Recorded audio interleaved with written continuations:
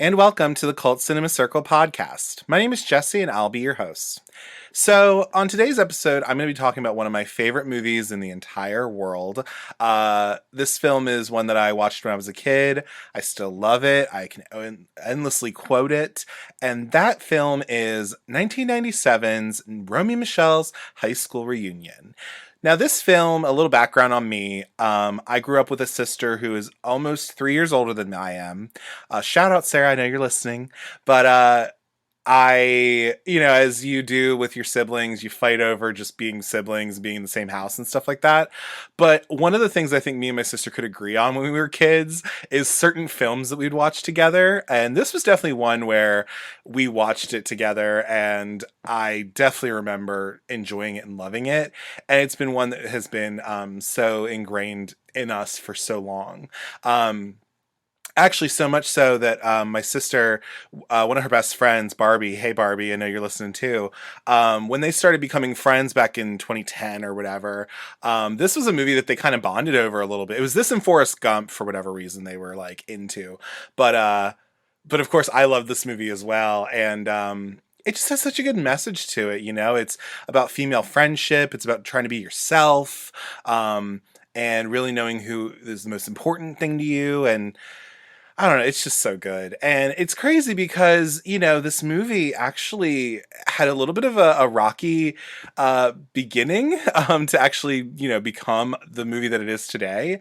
And also, I think it kind of got buried by the studio a little bit. It came out and, it did fine business-wise. Like, it made its money back and it got all right reviews. But, I mean, it wasn't this, like, instant classic when it came out. People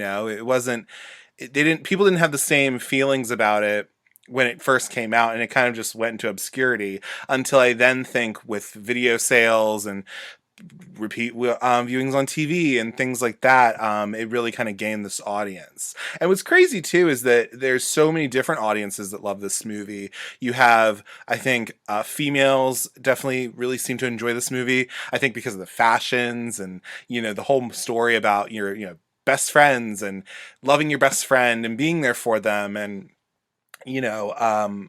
I think the queer community likes this movie a lot too. Similar to, like, the fashions are awesome. The, outsider kind of like perspective that Romy and Michele bring in the story is really cool, which I think the queer community can kind of latch onto and enjoy. And again, the moment of triumph that these characters get to have in the end, and it's just so great. And it's just a feel-good movie, and it's something where I just enjoy it so much. So the plan, at least right now, is I'm going to go over a few figures of this movie, give some critical response quotes from some critics at the time, who I don't really think liked it a whole lot, and then we'll go into a little bit of the production history of this film, and then also we'll then go into a plot summary and wrap everything up. So let's get started with a little bit of the figures. So Romy and Michele's High School Reunion was released on April 25th, 1997. It was released by Touchstone Pictures, which is a part of the Disney Corporation.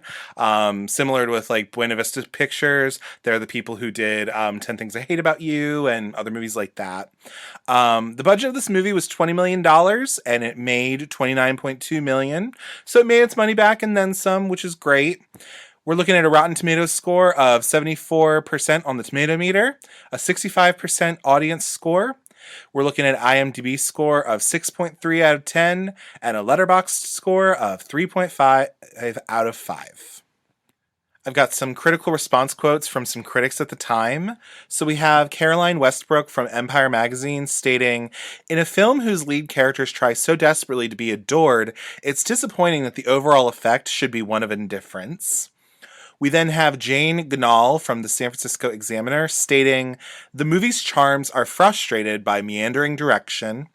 And then we have John Hartle from Film.com stating, "For all its bright moments, 91 minutes turns out to be more than this joke can sustain." So you can see that some people, on Rotten Tomatoes, there were about 16 rotten reviews.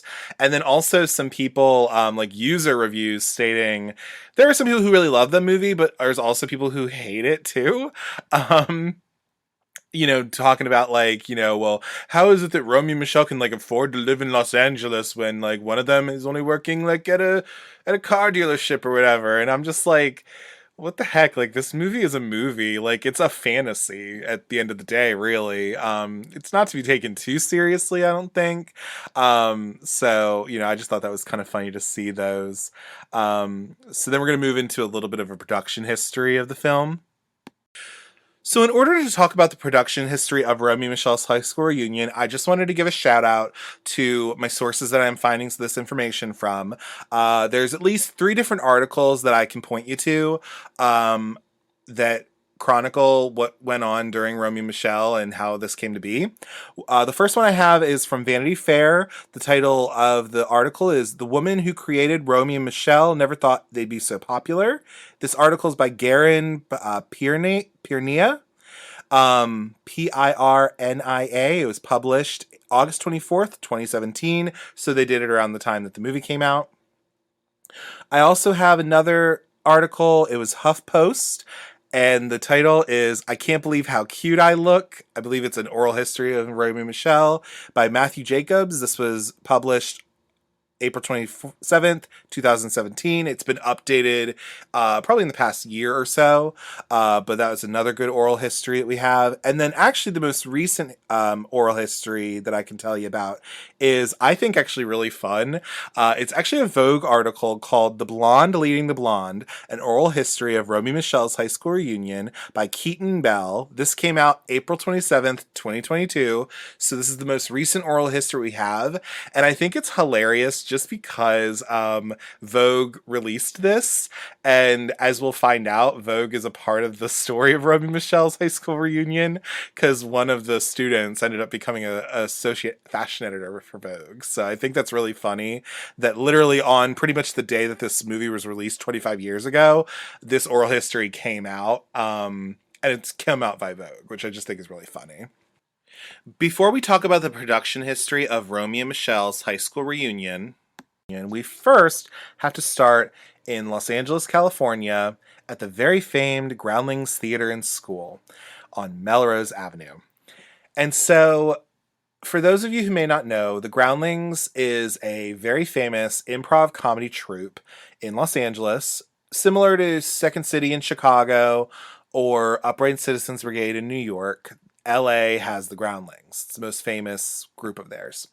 And many people came from the Groundlings. We're talking Paul Reubens, who made Pee Wee Herman, Cassandra Peterson, who made Elvira, Mistress of the Dark, Lisa Kudrow, who's in this film. So many SNL alumni, everyone from Will Ferrell, Sherry O'Terry, Alyssa McCarthy, Kristen Wiig, lots of different people coming from this theater troupe and this theater, school pretty much. And Robin Schiff, the screenwriter of this particular film, was a Groundling. She was actually a teacher at the Groundlings as well. She apparently taught Conan O'Brien, which is kind of cool. And she ended up writing a sketch that was about these 2 women talking about gaining respect in the workplace, while all the while they were also changing into like going out club gear pretty much. And all of this sketch took place in a woman's restroom. And so this particular sketch that Robin Schiff wrote ended up getting turned into a short play called Ladies' Room. So Ladies' Room pretty much came from Robin Schiff going to different clubs on, Santa Monica Boulevard, Sunset Strip, places like that, and just seeing these girls who who were like really good friends, and they would have pretty much the same outfit on, but like only have a little bit of difference in their outfit. And she even talks about having gone to a club on the Sunset Strip and hearing the most like vapid conversation in the bathroom there ever, where it was like these 2 girls talking, and one of them was like, "Oh my God, I love your hair." And then the other girl was like, "My hair? Your hair? Like, I would trade my hair for your hair in like 2 seconds." And she thought that this was like the most like banal, vapid conversation ever she's heard, but she was able to then take that interaction and make 2 characters in this ladies' room play. These characters would be affectionately referred to as Airhead number one and Airhead number two. And pretty much the person who ended up, auditioning for one of these roles was a not known at the time Lisa Kudrow. And also during the funding audition to get money for this short play, apparently Kathy Griffin was also cast as one of these airheads, I guess. And Robin Schiff, gave credit where credit's due, that she was like, Lisa Kudrow was great. She's really funny. Kathy Griffin's also very talented, but apparently, Robin didn't like how she was kind of ad-libbing things and that kind of stuff. But ended up these two airhead characters in this short play really were able to get good audience response. Anytime they came out on stage, they'd get a huge laugh, and Robin Schiff even was like, I don't know how that happened, but great, I guess, wonderful. And so that's how this started, pretty much, was that it was pretty much a short play that was made. It got some runs different places. It ran in San Francisco. It apparently ran in New York as well, which was great. And then there was actually, from all of that, there was a TV pilot that was created called Just Temporary. And it starred Lisa Kudrow and an actress by the name of Christy Melior, playing these kind of airheaded temps who, again, the show didn't really go anywhere, but it was a way for these characters to start getting noticed. Fun fact also, there is a Just Temporary theme song that you can find on YouTube that has Lisa Kudrow in it, and I think it's really funny, so please go look that up. So then we're going to move into how this film actually came to be. So when it comes to Romy and Michele actually becoming a feature film, we got to talk about Alex Schwartz, who was a senior VP of feature development at Touchstone Pictures. So Touchstone Pictures was a part of the Walt Disney Studios. It released a lot more of the quote-unquote adult releases of that time. And so Alex ended up getting a writing sample of this. She thought it was hilarious. She thought Robin was really funny. And she went to see this play up in San Francisco of Ladies' Room. There were these two supporting characters, this Airhead number one and Airhead number two, who were funny. And Robin Schiff stated that Alex thought that a movie about Romy and Michele could kind of be like a female Wayne's World.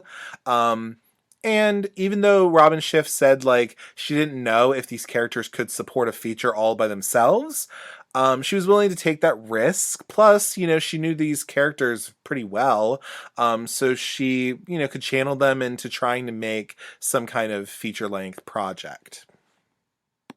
So another key important player in this movie being able to be created into a film is a gentleman by the name of Barry Kemp. So Barry Kemp actually created sitcoms like Newhart and Coach, and also other sitcoms as well. He actually helped produce the 1992 San Francisco production of Ladies' Room that Alex Schwartz came to see. And this person, this Barry Kemp gentleman, he clicked with Robin Schiff immediately. He actually offered to help refine her pitch for Touchstone so that it could actually try to get legs and turn into a feature film. So even with the support of Alex Schwartz, who was a female executive at this time, and Barry Kemp, who was this comedy veteran at the time, Robin Schiff and the Disney execs didn't seem to have the greatest of relationships. The studio seemed to think that the script wasn't all that funny, so they did try to fire Robin, and they were successful at one time. In 1993, she was off Romy and Michele most of the time. Robin states that she wouldn't say that their interactions were contentious, but she got the impression that these executives didn't quite understand or get the film, and they were trying to bring in someone to make it more funny. A gentleman by the name of Donald DeLine, who at the time was executive vice president of Touchstone Pictures, who pretty much was Alex Schwartz's boss. He even said, they went through a lot of rewrites. Disney at the time was very hands-on with their projects. And so he was saying that it was a matter of this project was in development hell for about 5 years or so, but he was saying that even that there were projects that were like in development hell for like 8 to 12 years. And really it's a matter of honing the comedy, working on the characters, trying to figure out the stakes of the film. And Barry Kemp stated that, not long after there was a regime change at Disney, a gentleman by the name of Joe Roth, who was the new head of the studio, was saying that pretty much out of 13 development deals that they were going to be doing, I think 11 of these were scrapped pretty much. And the only movies that they were actually greenlighting to be produced were Grosse Point Blank, who I believe Joe Roth's wife was producing at the time, and Romy and Michele was also greenlit. So Barry Kemp talks about how at this time, when they were trying to find a director for the film, they tried going to Amy Heckerling. Barry Kemp talks about he met with Robin and him met with Amy, but for whatever reason, she just didn't really click with the material. The three of them were not on the same page. And I think Amy felt like the project was a little too similar to Clueless, which, you can definitely see some of the similarities. And they ended up going with a director by the name of David Mirkin, who was a bold choice. He came off of doing The Simpsons. He did a lot more of the surreal type of episodes in The Simpsons at the time. And Barry Kemp had known David from when he wrote for Newhart.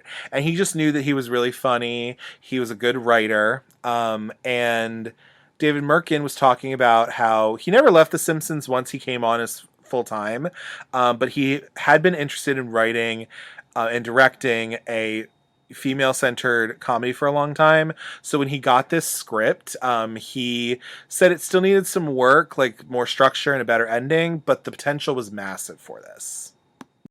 So with Robin Schiff slated to write the screenplay and David Mirkin slated to direct the movie of Romy and Michele's high school reunion, the next step was to try to find a cast for this film.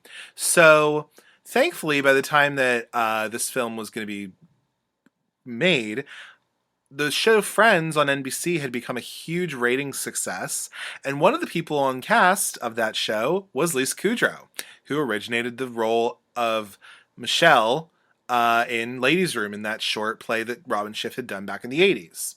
So because of the clout that came with Lisa Kudrow at the time, she pretty much was able to get that role, which is good.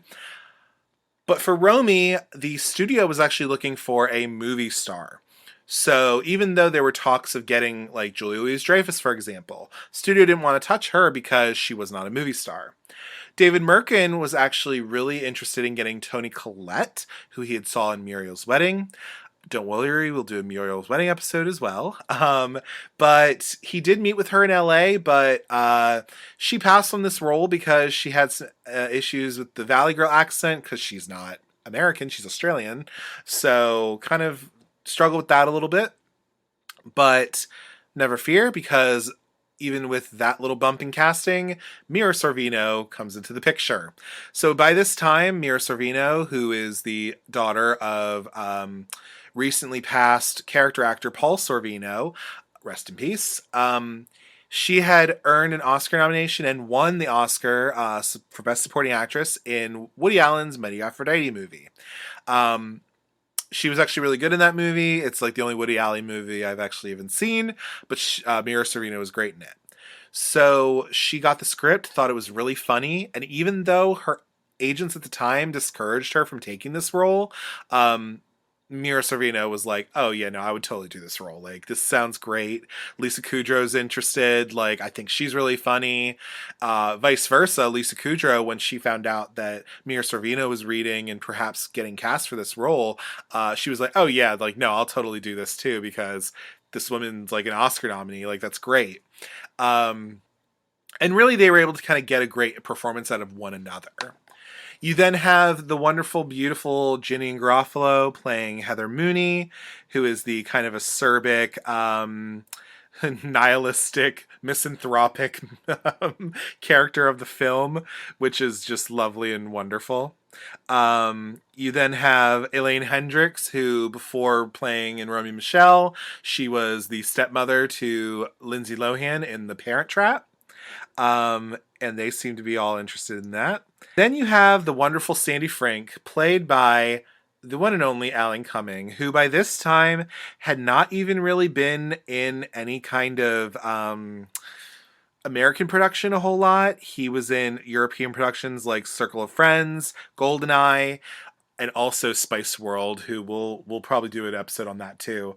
Um, but he actually came to America, and he says that Romy and Michele was a big deal for him. He was kind of ambivalent about coming to Hollywood and doing whatever came along, and he thought that Romy and Michele was really great and really funny. He didn't even know how to say Tucson. He thought it was pronounced Tucson, which is kind of funny because he's from the UK pretty much. So it's very funny that he kind of came in there and it all kind of worked out. Cameron Manheim ended up playing Toby Walters. She couldn't believe that she was asked to play someone in high school when by that time she was literally 35.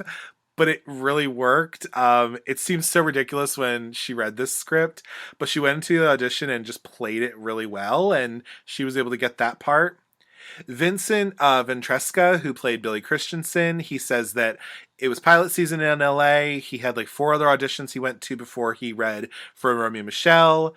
You know, he's from Indiana. He was the jock slash prom king. So he even said that this was not really much of a stretch for him to play Billy. Mia Cottet, who played Cheryl Quick, one of the A group, she said she left home at 14 to become a ballerina. But then she got too tall and instead she became a showgirl. So she would occasionally wear a G-string to go dance in places like Paris or Monte Carlo.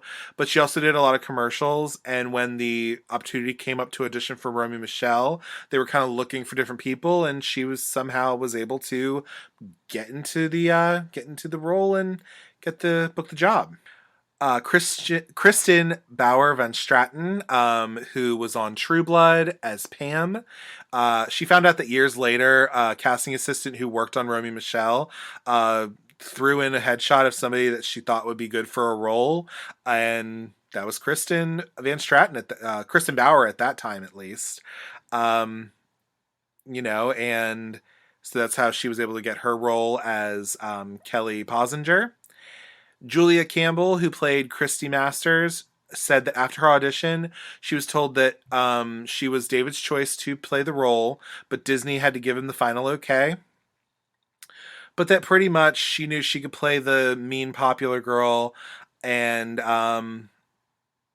it was she was the only one who could do it. By this time, Julia Campbell had been on Friends, I believe, at that time. She had done a little, kind of guest star here and there. I think she came from soap operas as well. So there you go. You have some of the cast there and, all these people getting together.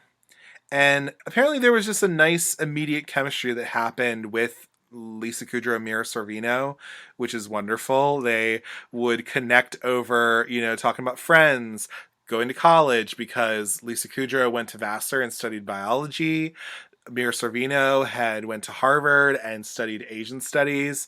Lisa Kudrow had just married her current husband by that time.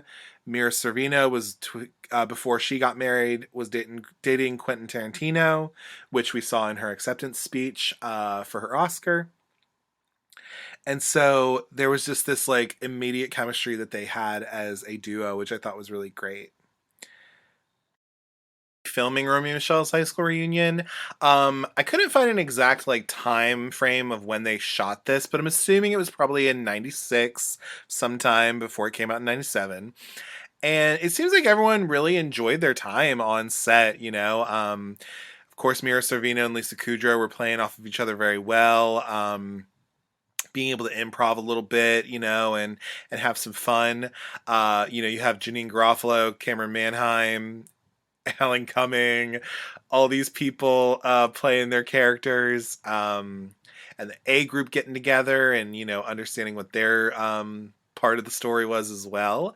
And so it did seem like everyone was having a fun time filming this movie, which was great. And we'll also talk about the costumes as well. So the costumes were designed by the one and only Mona May, who did costume design on Clueless.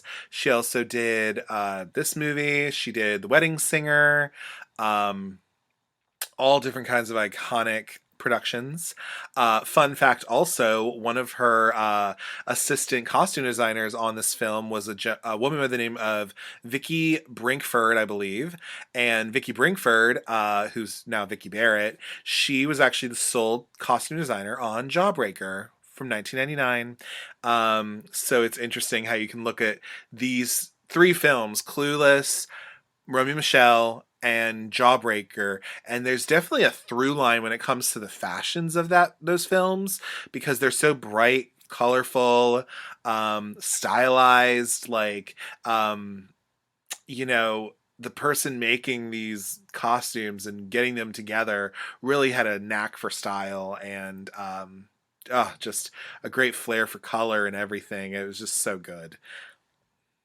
I believe even David Mirkin said like he wanted to make this like what $20 million movie look like a $15 million movie, which he totally, you know, I definitely think it looks like a bazillion bucks, of course, but that's just me. Even though the filming of this movie seemed to be pretty, fun and fancy free almost, um, unfortunately, when the movie was actually completed and it was reviewed by test audiences, Disney didn't really seem to care for it a whole lot. And even though in the target audience or like the test screen that they were doing, it seemed to do all right. And there were some people who kind of got the idea of what the movie was, but there were definitely studio execs who weren't really into the film and thought that they could cut a lot. Um, they actually did cut couple different things. David Mirkin at one point wanted to threaten to take his name off of the movie, but he wanted to respect his cast and crew and did not. But it did get to that point. They did cut like a scene with like Will Ferrell in there. He was supposed to be in what ended up being a deleted scene. Um, but they ended up just cutting a lot of stuff from the film, which is just so unfortunate, to cut different jokes and, you know, now something that just seems so it seems so iconic and so great at this time when it was even being post production, it seemed like there was a lot of issues going on in post production, and that's never great when you have that. And Disney was more receptive to Schiff and cut Kemp's cut of the film. They were preparing it for an April release, and they thought, all right, everyone involved felt confident that, if David Mirkin saw this film, he'd see that it was consistent with his original vision and that he'd be okay with it. Thankfully, they did put a lot of his shots back into the movie. Um, the music that was cut from it got put back in. Um, and the good news about this is that everyone involved in the making of this seems relatively happy with it. But the bad news is that Touchstone, the studio that was releasing this film, didn't want to invest any money in it, really. So the studio bought a couple TV spots, got some billboards in LA. They got a premiere at a multiplex in Sherman Oaks. Mira Sorvino and Lisa Kudrow, they came up in a Jaguar convertible. Some of the attendees dressed in 80s garb for an after party that was happening where they, danced the night away and all. But it really does seem like even the premiere of this film, it kind of was like thrown together a little bit to promote it, which is kind of crazy when you think about it now. But really, Disney just kind of dumped it. They threw together this last bit premiere. They didn't put a whole lot of money into it, from what it seemed like when you juxtapose it to other different premieres. And when it came out, it opened in 1,600 theaters, where it premiered at number 2, behind the movie Volcano, who starring Anne Hesh, who sadly just passed away as well. This ultimately grossed a $29 million box office against about a $17 million or so budget. Even though I think originally I said 20 million, so we're getting different figures, but we'll go with 17, I guess. But the film was seen as a moderate success. Some of the reviews that they got were great. Some of them weren't so great, but a lot of things that were singled out were the chemistry between Mira Sorvino and Lisa Kudrow, Robin Schiff's writing, and then Mona May and her costume designs in this film. Um, and when it comes to kind of the cult following of this movie, I mean, really, the movie came out, like I said, and then it was sort of forgotten for a minute, you know? When it came out on home video, it was kind of drowned out by, by Titanic that came out around the same time. But then this movie really just lived in home video, you know, blockbuster rentals, TV reruns, all that kind of stuff. And so I think that's really where it found its audience. You know, this is a movie where a generation really grew up on it, you know, who maybe was a little too young to see it in the theater, like myself. But, you know, I definitely agree that, like, you know, millennials in particular were definitely watching this movie and quoting it and loving it and all of that. And it really took on a life of its own. So nowadays you have Alan Cumming, who has a club in New York City, and every Saturday there's a Romy and Michelle's afternoon tea dance where if people want to request music, they have to write it on a post-it, which I think is kind of funny. Um, People involved in this movie, you know, Mira Sorvino had someone tap her on the shoulder at the Louvre when she was in Paris and like talk about like how they, you know, talking about like how she's the Mary or I'm the Mary. And she was kind of confused for a minute, but then she was like, "Oh, wait a minute! Like I totally get it." David Mirkin states that he directed an episode of The Simpsons that Meryl Streep was in, and he got friendly with her. And then apparently Meryl Streep had said that she's seen Romy and Michele at least 20 times because she always watched it with her kids, which kind of makes sense. Meryl Streep's kids are would made sense for watching this movie. A lot of people recognize Cameron Manheim. She was on The Practice and she was on Ghost Whisperer, but so many people want to seem to just tell her to fuck off, Toby. She sees it as quite an honor, which is nice. um, and Janeane Garofalo even, you know, she talked about how she was on a production of, I think it was Hurricane Bianca, who that's a movie with Bianca Del Rio from RuPaul's Drag Race and a very known drag insult comic. A lot of people on that set were big Romy and Michele fans, so of course they know Janeane Garofalo from that. Um, Robin Schiff says that Peaches Christ, who is a very well-known drag queen in San Francisco, has her own podcast talking about different cult movies. She's a big fan of this, and actually, for the 20th anniversary, they did a whole live reenactment of Romy and Michele with Trixie Mattel and Katya Zamolodchikova. It got sold out, of course, and even in the article from Vogue, Trixie Mattel talks about how this movie was such an important thing for them as a, you know, a drag performer and just a little gay boy in general, which is just really funny and hilarious to me.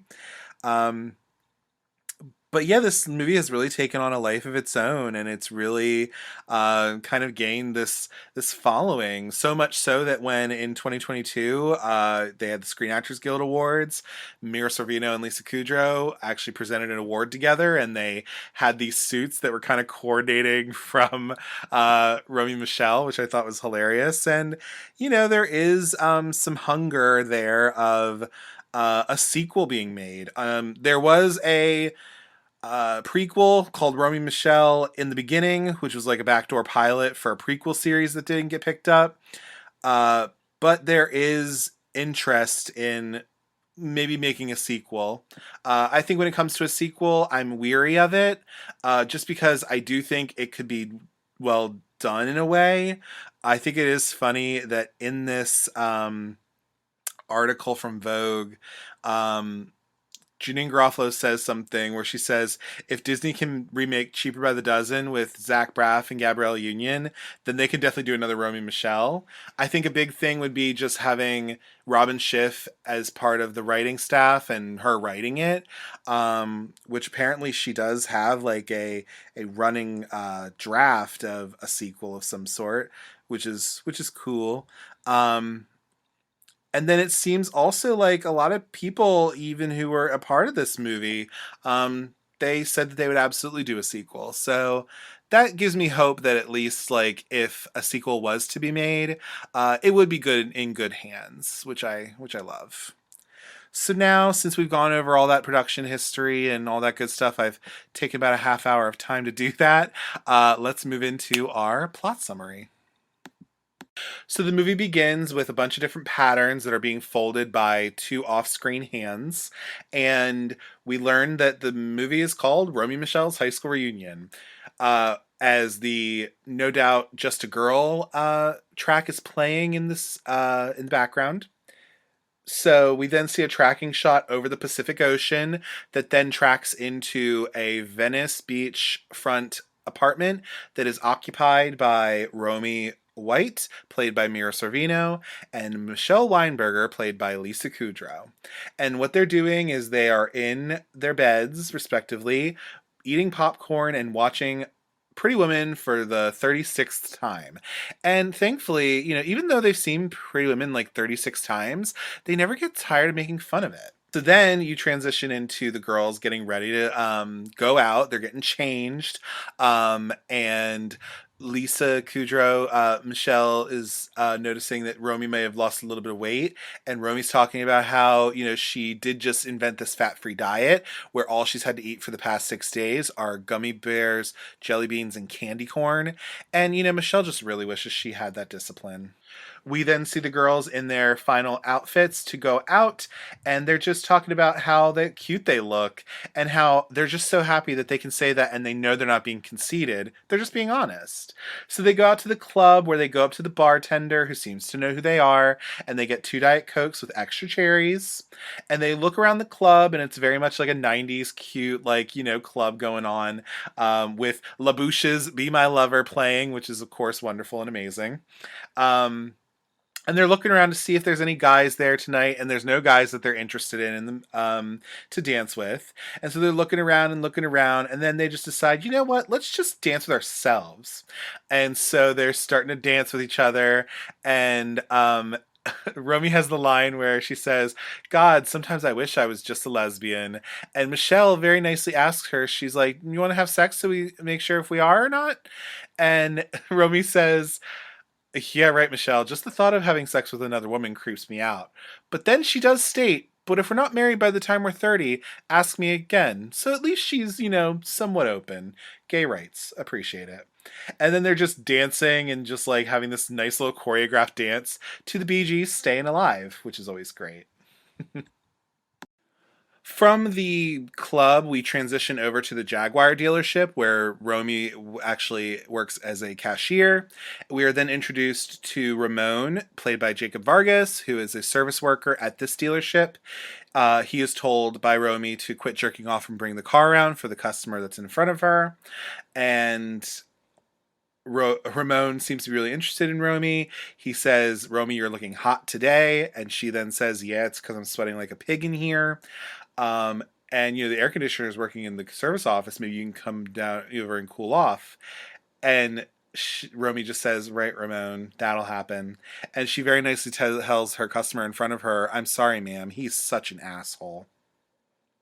So then you have the introduction to a woman by the name of, we then find out the name of Heather Mooney, played by Janeane Garofalo, who is now getting a new Jaguar. And it seems that Romy seems to know Heather because they went to Sagebrush High in Tucson, Arizona. And so Romy's wondering, "Oh, wow, you're driving a new Jaguar. Like, what is it you do?"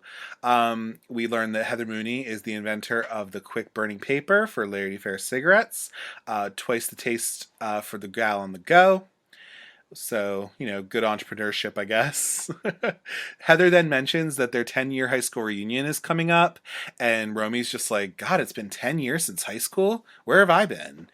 And Romy asks, like, "Well, are you going?" And then Heather very rightly says she'd rather put her cigarette on her ass than go to her reunion, which, fair, totally get it. Um, and then you also find out that Heather finds out that Michelle Weinberger actually lives with Romy in LA. Because to Heather, she thought that Michelle would be married to Sandy by now. But then Romy then says, like, yeah, Michelle and the Freakazoid, I'm sure. Anyway, didn't you have a thing for Sandy in high school? And Heather very, very quickly says, she did not have a thing. She did not have a thing. And she even turns to the person behind her and says, she did not have a thing. She was very much in love with him. And there is a difference. There is a difference. There's a difference. I have to go now. Which is just such a funny scene. And so then you see Romy and Michele together in their beds, looking through their yearbook from high school. There's a flashback to Heather in, I guess, 1987, I'm assuming, where you see her going behind the school to smoke in between classes.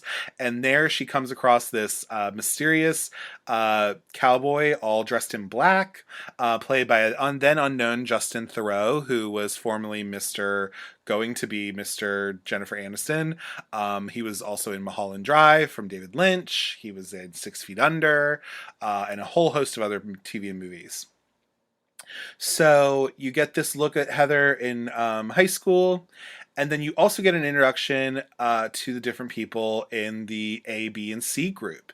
So you have the A group, which is like the popular girls, the cheerleaders.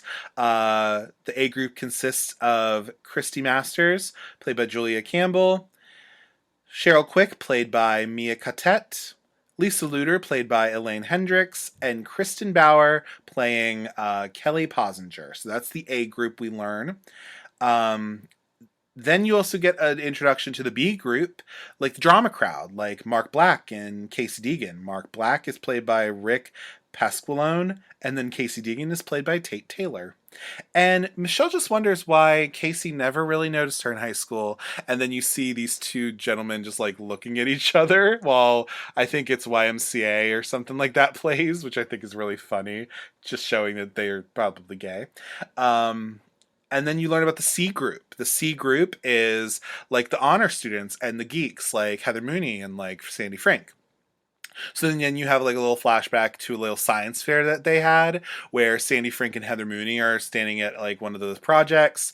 And then you meet a very excitable Toby Walters, played by Cameron Manheim. And then throughout the movie, Heather Mooney just tells Toby to just fuck off all the time.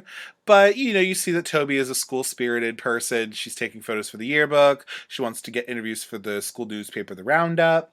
And she's just an all-around, wonderful person, like Cameron Manheim is. So you get that introduction to the A, B, and C group to kind of show what that's all like. And then you learn that about Romy and Michele in high school. So Romy and Michele are just kind of these like outsider people. You then flash back to the 87 where they're outside eating lunch at Hamburger Day, which is always nice. They come across their biology teacher because they have detention after school today. We won't miss it. And, they're just like in their own little world. You then get an introduction to Billy Christensen, played by Vincent Ventresca. He is the apple of Romy's eye. She's in love with him, but he doesn't even know that she exists. And so you see that Romy tries to say hi to Billy, but he doesn't really acknowledge her. Instead, he goes over and kisses his girlfriend, Christy Masters, played by Julia Campbell. And then you see that Romy and Michele are just kind of looking over at the A group, and the A group is like, they're looking at us again. And they decide, Christy decides to play a little prank. She goes over to Romy and Michele, and they're talking a little bit. Christy's talking about how they're putting on the Music Man for the spring musical, and they should try out. It'll be fun. And all the meanwhile, she's putting magnets on Michelle's back because Michele is wearing a neck brace for her scoliosis. And so, then Christy takes Romy's hamburger and just like eats it and is like, just walks away. And then Michele very nicely says, she's like, she can be really nice when she wants to be. And then you see Sandy Frank come over trying to talk to Michele because he's like really interested in her. And then all Michele has to say is like, you know, Sandy comes over and is like, "Oh, Michelle, you look so beautiful," and whatever, whatever. And then all Michelle has to say is like, "Okay, see you in biology." And then Sandy very nicely says, "I thought I should tell you this, but Christy Masters put magnets on your back."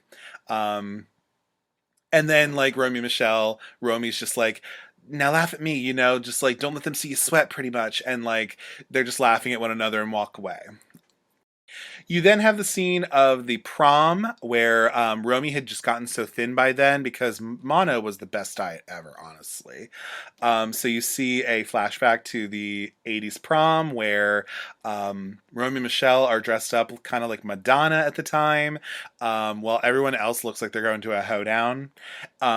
So then you see Sandy Frink and Heather Mooney at the dance together, and how, you know, Heather's into Sandy, but you know, Sandy's not really into her. And then she tells him off pretty much and calls him a jerk off.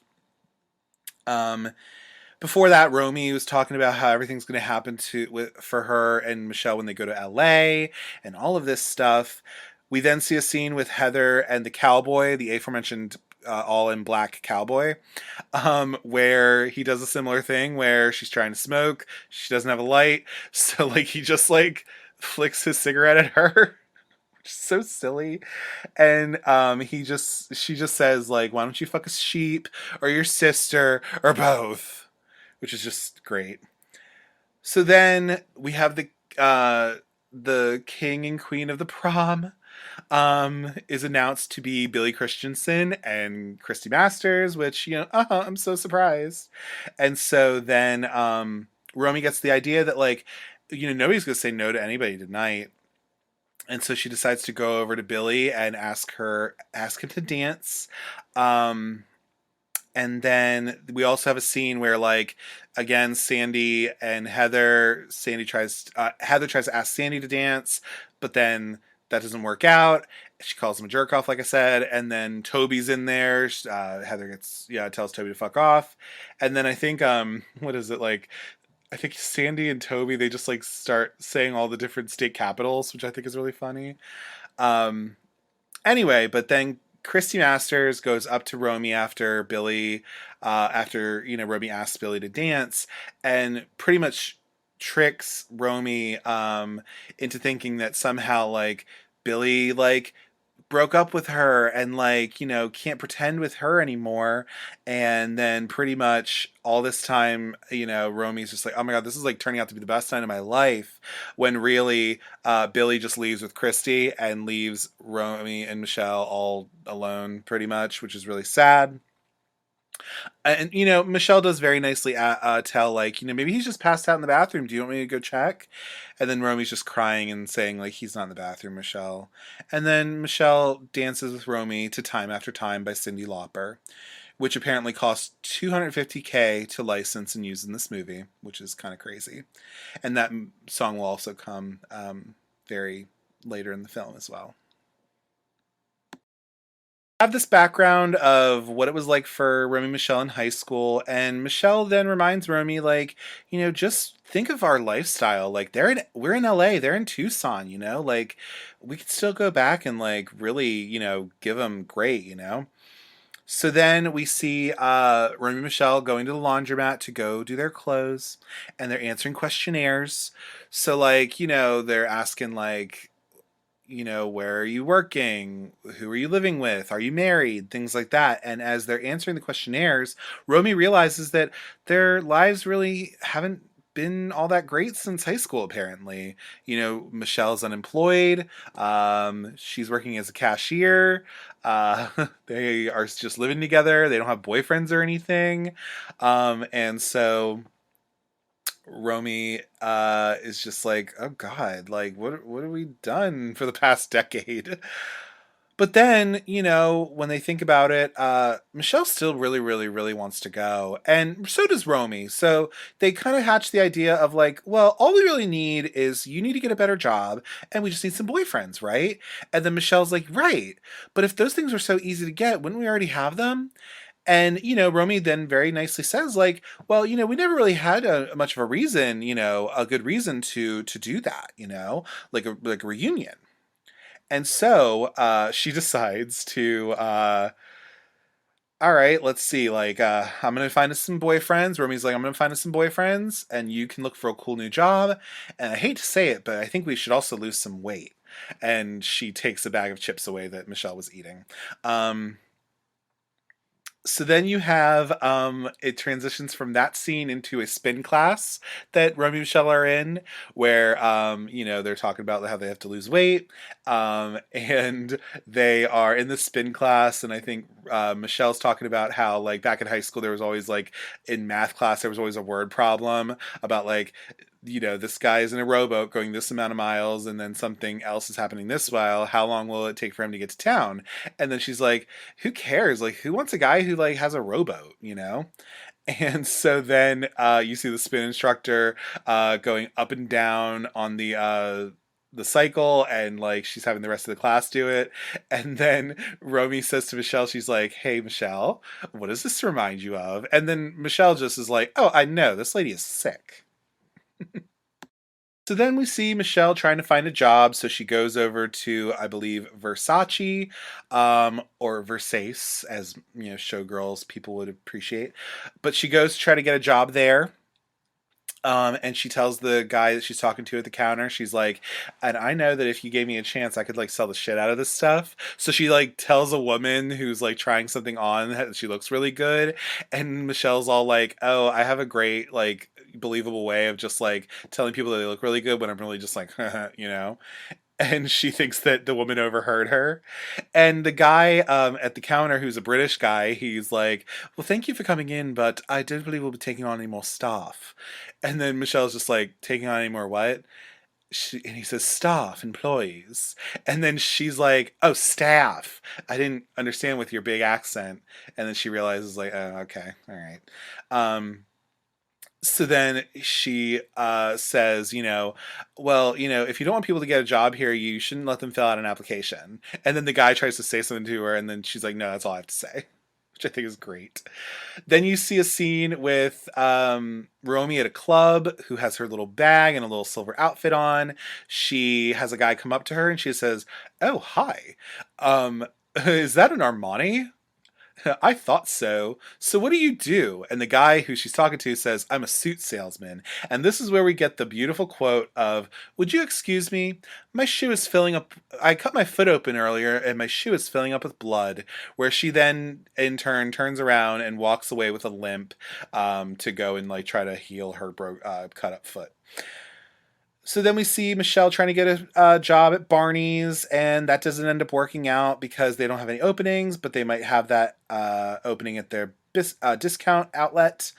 And then you see a little kickboxing class that Romy and Michelle are doing as well as part of this little fitness journey they have going on. And, what is it? Romy is like, hey, no job, a job is better than no job at all. And then Michelle's like, so how's the boyfriend's going on? And she's like, that's not really working. And then Michelle says, well, where Dana met her new man? He's a William Morris agent. And then Romy's like, showbiz, good job. Where does she meet him? And then I love this scene where it just pans and it cuts to Romy, and she's right in the frame, and she says, hi, my name is Romy and I'm an alcoholic. She goes to an AA meeting to try to meet some boyfriends, and it's very nice. Like, everyone says hi Romy, and then she just says hey, which is always just great. Then we see Michelle going to the little bargain mart where she apparently is supposed to now work, but she's like creeped out by the whole situation, and she would just like to go. So she decides to turn that job down. Then we also see a scene where Romy goes to the MTV show Singled Out, which, for those of you who may not know, Singled Out was a dating show that was hosted by Jenny McCarthy in the 90s, and it was these singles who try to get together and, get a date, pretty much. And she says, I would not even be here if this was not like a dating emergency. And the little snappy receptionist says, our cutoff is 25. Try VH1. So then you see Romy and Michele on the treadmills. They're just like walking slowly. And Romy's like, I can't just believe you would turn down a job. And then Michelle's like, how am I supposed to impress people by selling, whatever at Bargain Mart? And then, Romy is just like, ugh, I'm going to go weigh myself. And so then she weighs herself and she has been killing herself for this like whole week and she gained a pound. And then Michelle's like, well, that's impossible. Did you deduct 16 pounds for your shoes? And then Romy's just like, you know what? I'm just not going. Like, screw it. And then, you know, this comes to the realization that, like, oh God, we were delusional for even trying to think that we could just get boyfriends and better jobs in 2 weeks. And Michelle's like, but I thought you said we could. And then you see this, you see all of this, you transition into a scene with all this junk food on their coffee table. And like, Michelle is like, eating some ice cream. I think Romy's eating like some cookie dough or something. And apparently they have a cat, and the cat's just like licking some ham or whatever. And Michelle's just reading this magazine. She's reading like Vogue or something, where she sees all the top executives just look so fashionable. And then Romy's like, that's because those are fashion models. Those aren't the actual executives. Like, they just have the phony glasses on or whatever. And this kind of hatches the plan of, wait a minute, that's it. Like, we can just go to the reunion and just pretend to be successful. And then, Michelle's just like on board with this idea too. But then she's like, but wait a minute, like, if we pull up in a Nova, don't they know that we aren't successful businesswomen? And that's when Romy then says, like, if you can make us the clothes, I can get us the car. Romy in a nice little mini dress walking up to the service office where Ramon is sitting with his friends watching an episode of The Simpsons. This episode in particular is Homer in Space, which was directed by David Mirkin, the director of this film. Anyway, so Romy talks to Ramon about how apparently he just got a great deal on a Jaguar convertible, and he's fixing it up, and that, can I borrow your car? And then Ramon's just like, well, what do I get? And then Romy's like, well, what do you want? And then Ramon's like, oh, Romy, you know what I want. And then she's like, well, I'm not going to have sex with you to borrow your stupid car. And he's like, well, I got to get something out of it. And she just says, all right, close the blinds and we'll work something out. And this is where you hear the most believable sexual sounds ever, where you just hear Romy going, oh, oh, Ramon. Oh, Ramon, while the blinds are like closed.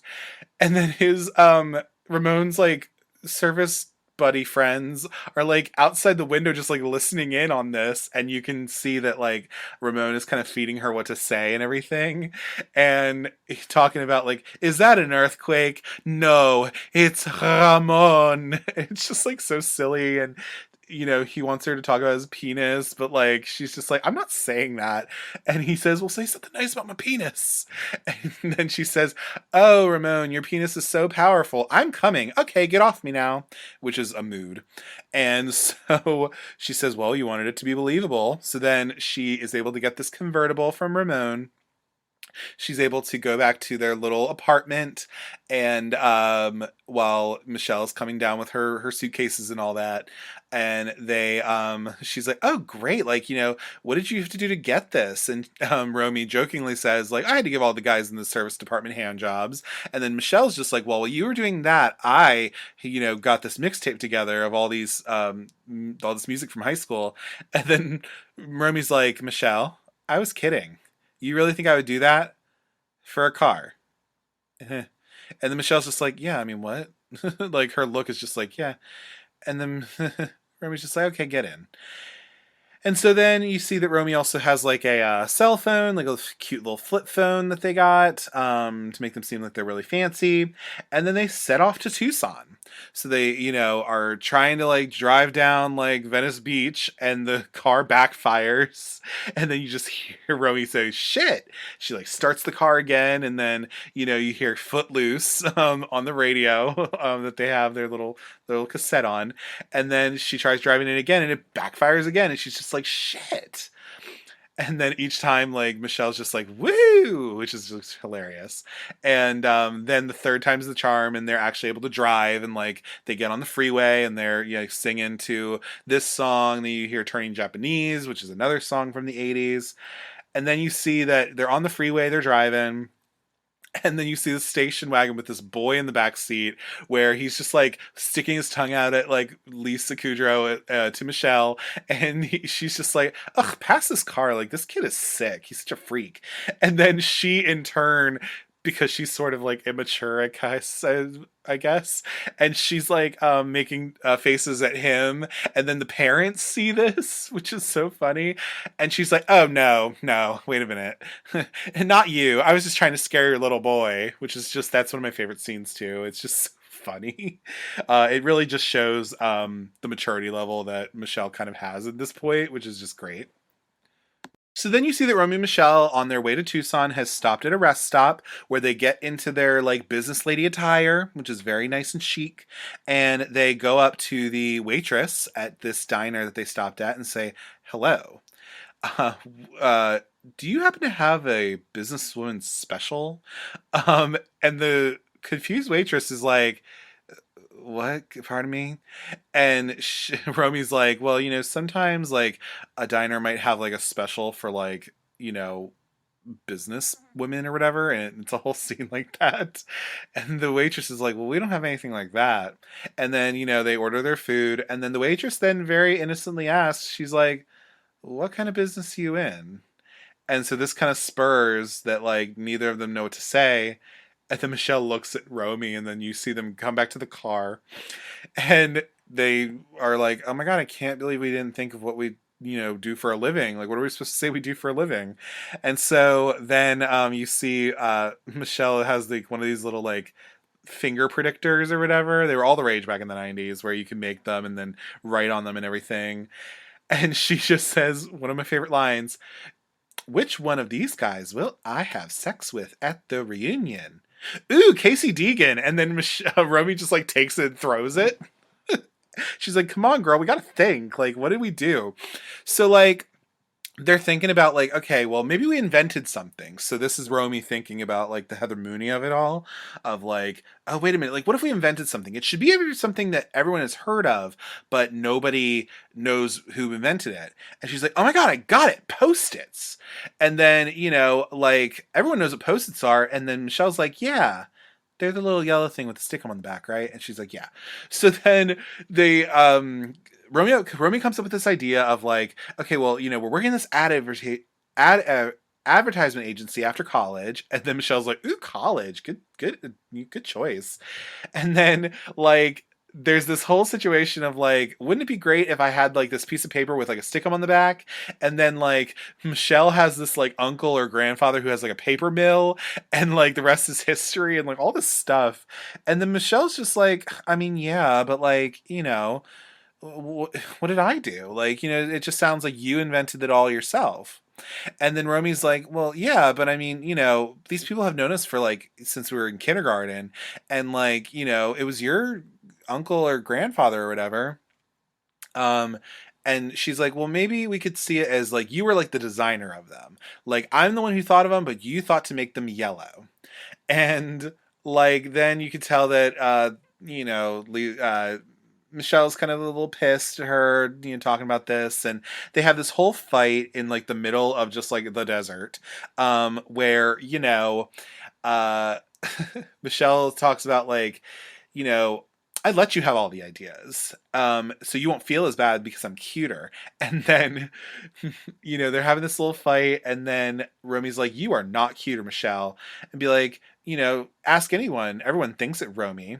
And then Romy's all like, "You have no proof that you're cuter." And then she was saying like, you know, Michelle's like, "Okay, well, who lost their virginity first?" And then Romy's like, "Oh yeah, big wow with your cousin Barry. I wouldn't brag about it." And like, you know, "Who always gets asked to dance when we go out? Like, no wonder you could find his boyfriends, Romy." And like all this stuff. And so then this is where they splinter off, and Romy's like, "All right, you know what? Once we get to Tucson, we're through."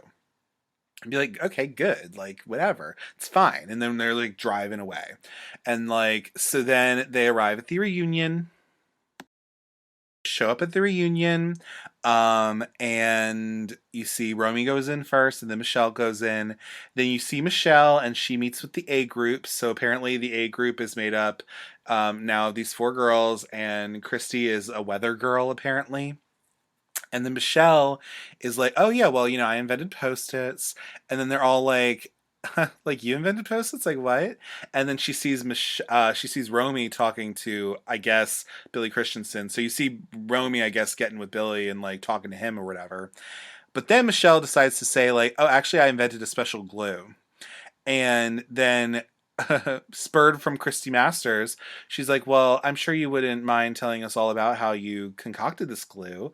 And then like Michelle's all like, "Well, you know, ordinarily when you make glue, first you need to thermoset your resin," which apparently was all done improv from Lisa Kudrow, which I think is really funny. She talks all about how she's like made this special glue and all that.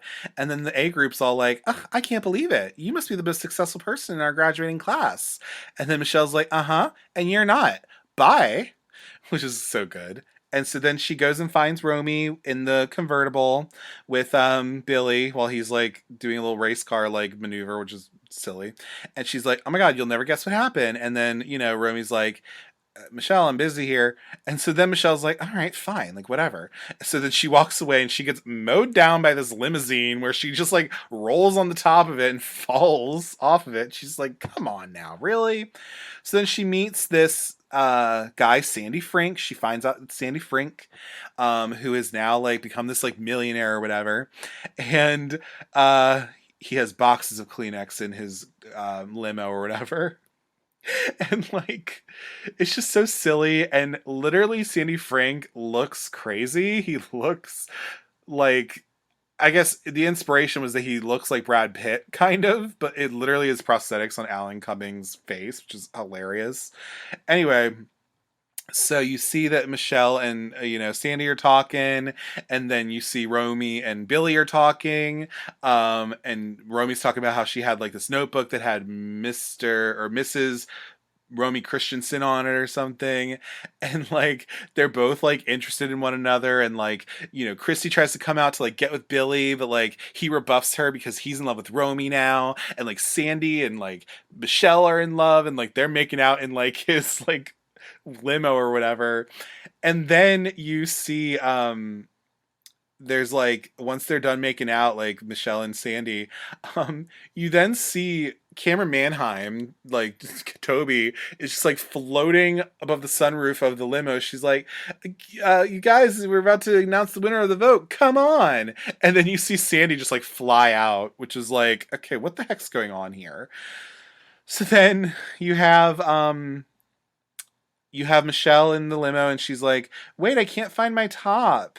And so then, you see that Michele goes back into this banquet room, which was at first called the Crystal Room. And you notice that there were like photos of like the A group around, which was kind of weird. Now it's the Christie Room, and there's just like big photos of Christy Masters all over the place. And then you see balloons of like carrots and bananas. You see some of those as well, and you just see this whole like thing. And now there's apparently this vote that happened of like the most changed for the better since high school, and it's a tie. It's Romy White and Michele Weinberger, and they both get their little like medals or whatever. And then Michele goes up to the podium in the microphone, and she says, "I'm sorry, I forgot my top," because she's just there with her bra. And like it's hilarious. So then you see that they subsequently leave with, so Romy leaves with Billy, and then Michele leaves with Sandy on their own separate ways. And then you see 70 years into the future where you see old Romy and Michele. So old Michele is with Sandy, and I guess old Romy was with Billy. And, Michelle's just been, lonely with no one to talk to and all that. So she decides to call Romy.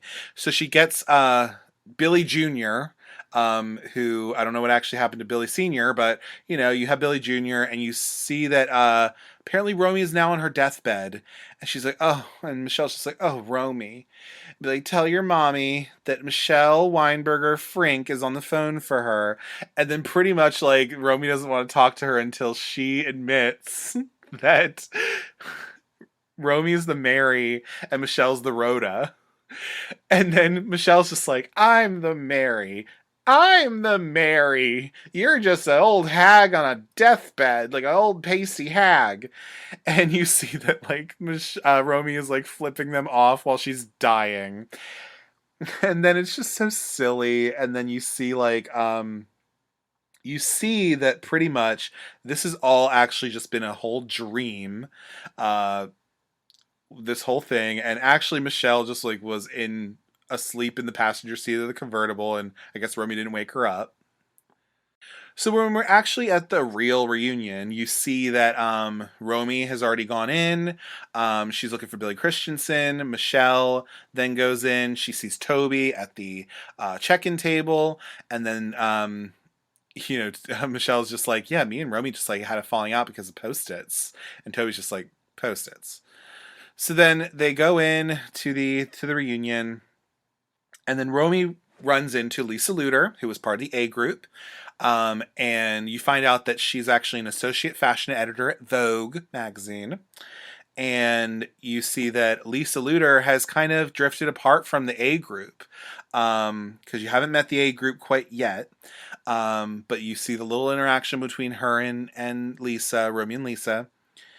So then Romy actually meets the A group, and all they remember her as is like the chubby girl, even though Romy's like, I haven't been chubby in a while. And so then, she's asking like, hey, like Christy, like, in the yearbook, you said that you wanted Jane Pauley's job. Have you gotten that? And they're all pregnant. The A group's all pregnant.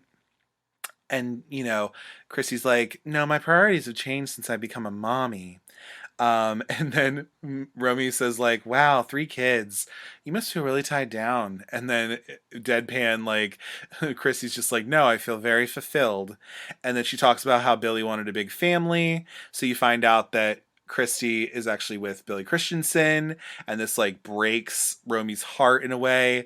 Then we also have the wonderful line of, hey, if anybody needs to make a call, I have a phone. Which I think was probably a part of the, it was supposed to be more with the deleted scene with Will Ferrell that was in here, but I just think that's so funny because she just like pulls out this flip phone. So then you see Heather Mooney coming into the reunion. She in turn tells Toby to fuck off, and then Toby says, Heather Mooney, you haven't changed one bit. And Heather comes to the reunion. She comes and sees Romy since she knew that she wanted to go. But Romy was not expecting to see Heather there. So then you see that like, in the meantime, you also find out that Sandy Frink apparently made a bunch of money by inventing a special rubber that's used in all shoes in America or something like that. So then again, Heather's at the reunion. She finds Romy. She's like, hey, what's up, girl? And it's just like, you start to see that like, oh no, Romy's like worrying. And then they ask Heather, what does she do? She invented Lady Fair cigarettes.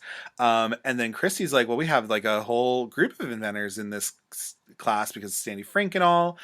And that's when Christy says, yeah, Romy here invented Post-its.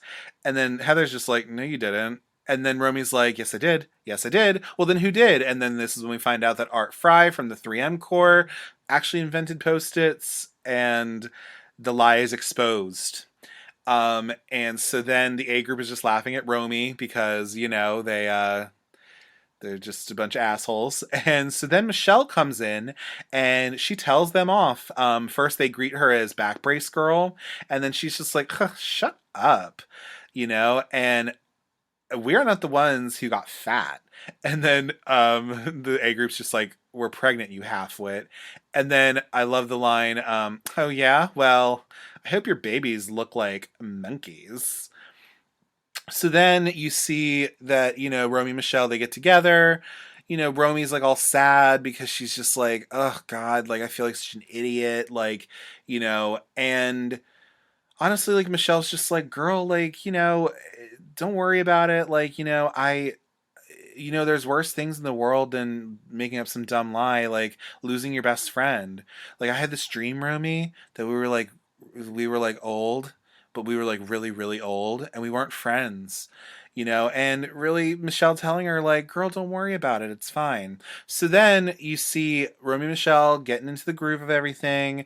Christy is at the main podium talking about, like, oh yeah, like Lisa Luter is like an associate fashion editor at Vogue, and this guy is like on the Dallas, football team or whatever.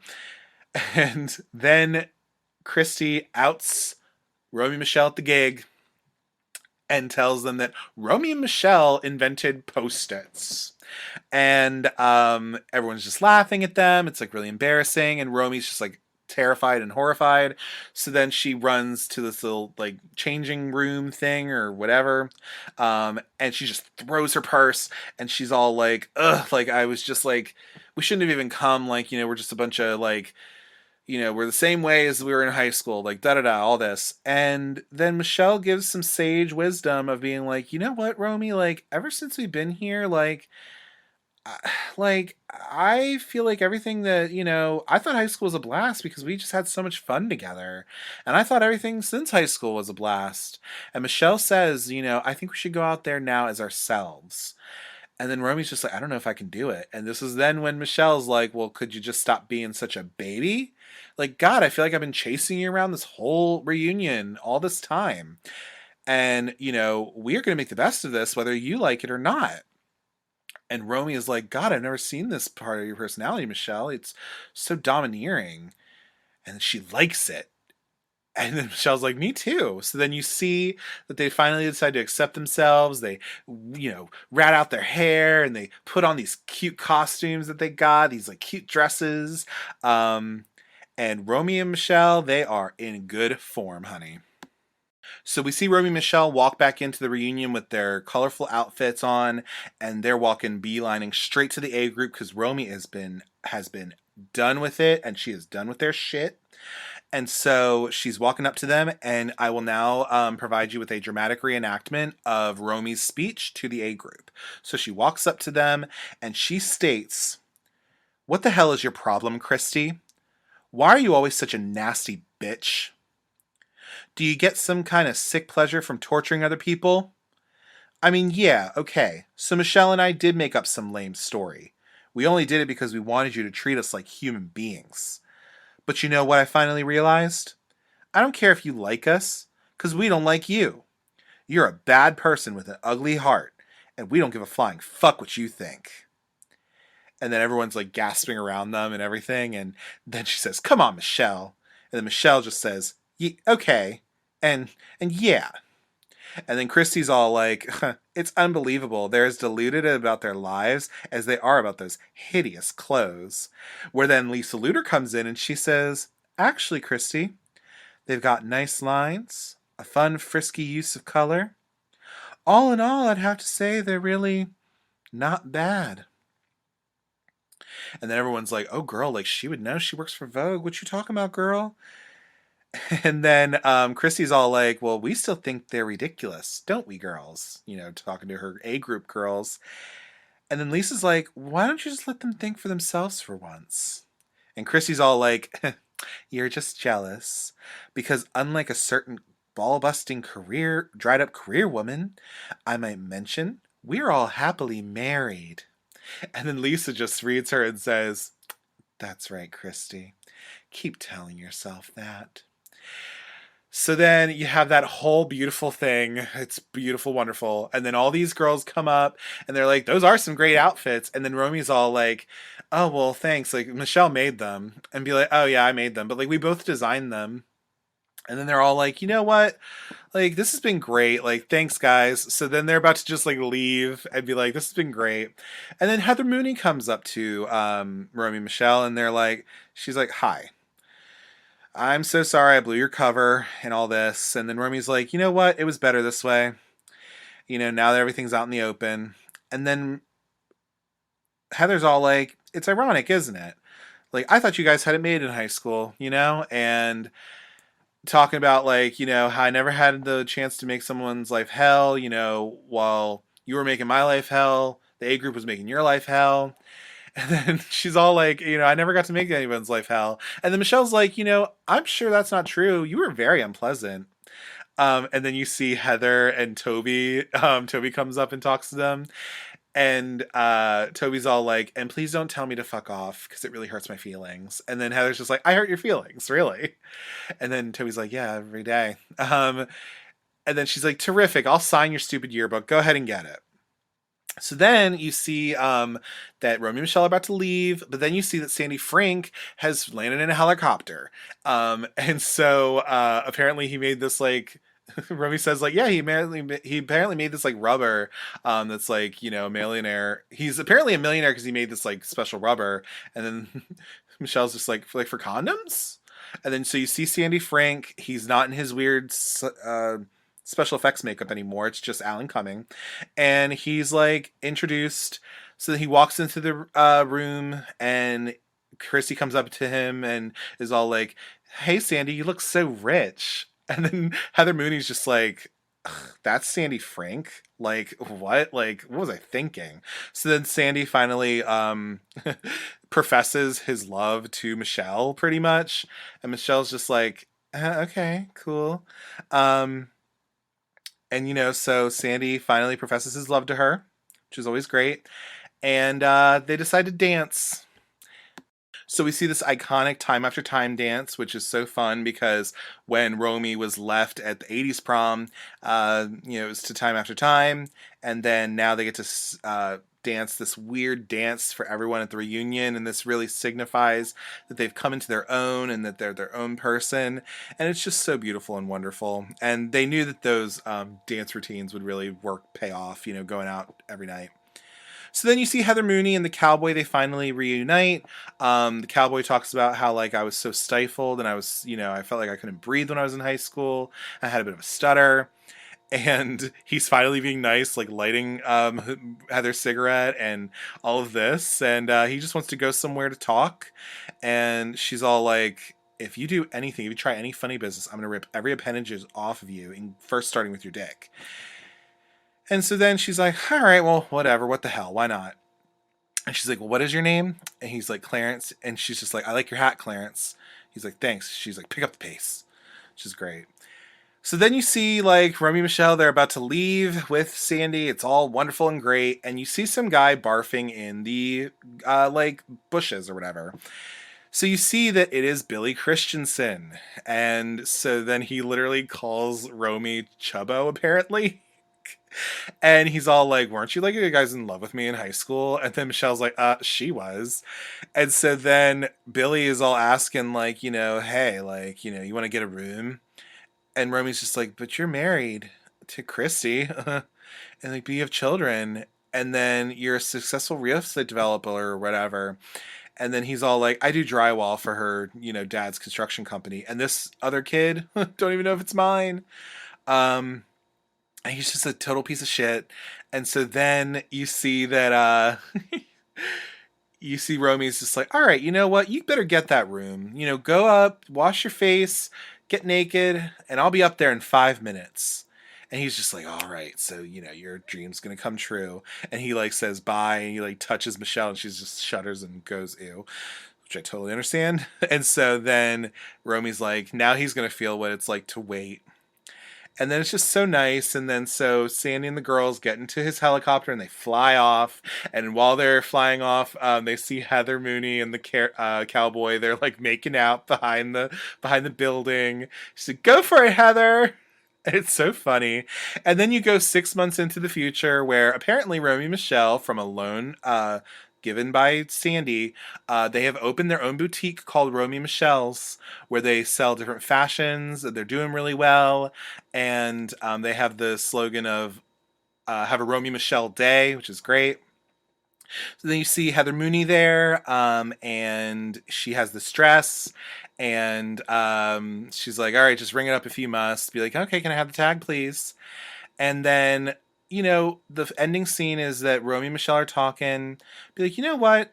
Despite that surly demeanor, I think we've just given her a big gift.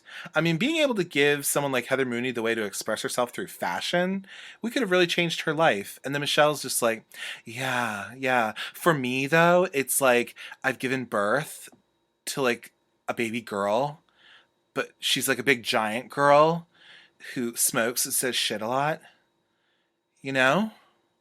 And then Murray's just like, yeah. And Michelle's just like, yeah. And Michelle's just like, let's fold scarves. And they're like, okay. And they just end the movie folding scarves in their nice little boutique. And that's the end of Romy and Michelle's high school reunion. So, as I stated before, I think this movie is just so fun and fancy free. It is a movie that I don't have to think a whole lot about. I can just throw on and quote it all the time. It makes me feel good anytime that I may have a low point or, whatever. I can always throw it on and just, I know every line to it.